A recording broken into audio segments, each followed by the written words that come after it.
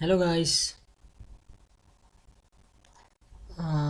Round table conferences के बारे में बात कर रहे हैं और आज हमारा दूसरा लेक्चर है और आज हम सेकंड राउंड टेबल कॉन्फ्रेंस के बारे में देखते हैं कि इसमें कौन कौन सी बातों के बारे का जिक्र हुआ था, कौन सी पॉइंट्स पे एजेंडा कौन कौन से थे।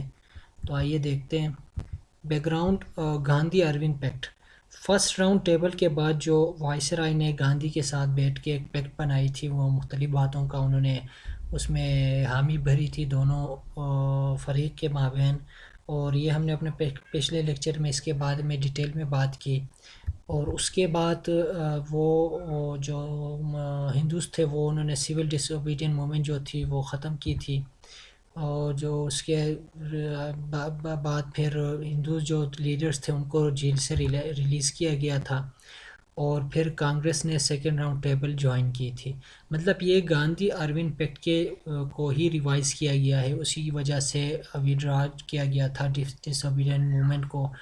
और फिर रिलीज़ किए गए थे हिंदूज़ के जो जितने भी लीडर्स थे उनको, और उन्होंने फिर हामी भरी थी कि हम सेकेंड राउंड टेबल में शिरकत करेंगे। उसकी वजह से फिर गांधी ने सेकेंड राउंड टेबल में शिरकत की थी।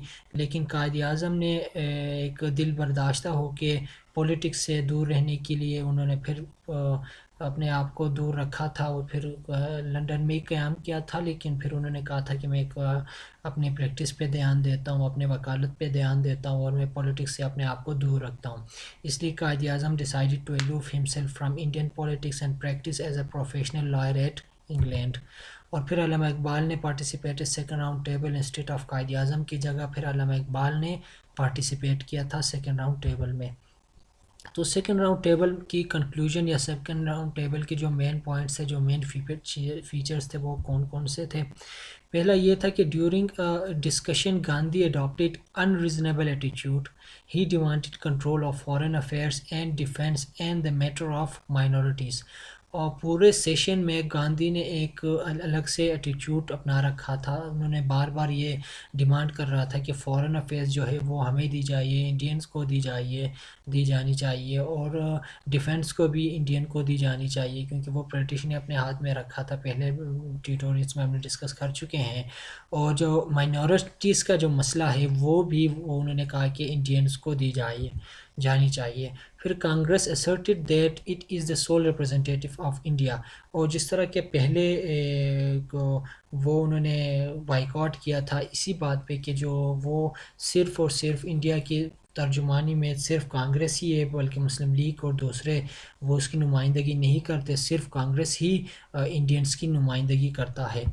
और the communal problem was the most complex question for this participants. इसी की वजह से फिर उन्होंने कहा कि जो कम्युनल जो वहाँ की जो माइनॉरिटीज़ हैं, जो कम्युनिटीज़ हैं, या उनकी जो प्रॉब्लम है वो सबसे बड़ी एक प्रॉब्लम, एक क्वेश्चन रेज हुई थी। तो other participants like Muslim, Sikhs, Christians other claim their own representation not by Congress.